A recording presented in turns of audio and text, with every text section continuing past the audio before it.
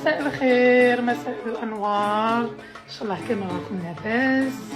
أطل عليكم بقفطان القاضي الجزائري كما راكم تشوفوا باللون الأزرق الملكي وخيوط الذهب.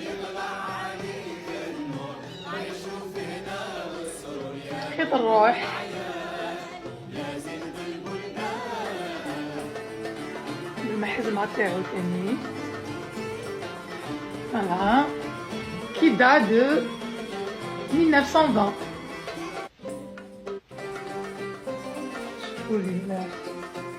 شوفولي تفاصيل ما شاء الله.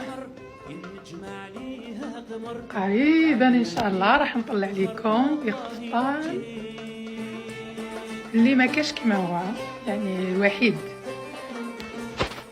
كما قلت لكم، قفطان اللي يعتبر يعني تحفة وقليل اللي عنده، يعني اللي هو مخدوم بخيوط الذهب ويمثل حادثة المروحة. يعني واش نقول لكم، ما شاء الله. شوفوا لي الخدمة، خيوط الذهب هذه حقيقية.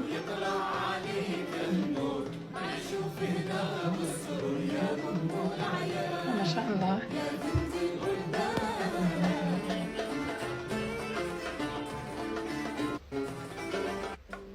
برشمة الطاوس خاصة اللي تعتبر رشمة جزائرية. وما يميز قفطان القاضي الجزائري عن غيره أنه مصنوع بخيوط الذهب ورشمة الطاوس التي تتقنها إلا الجزائرية، الصانعة الجزائرية أو الحرفيين الجزائريين. ونزيد نوري لكم قندورة قسنطينية برشمة الطاوس تاني. شوفوا لي خيوط الذهب هذه وفيل دور، هذه تاني قديمة يعني. شوفوا ما شاء الله. كنا درنا لايف مع الأخ مصطفى على منصة التيك توك، ما شاء الله.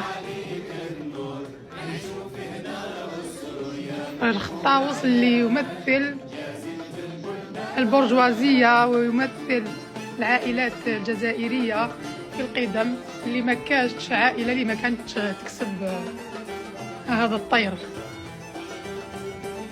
اللي يمثل الفخامة ما شاء الله. هلا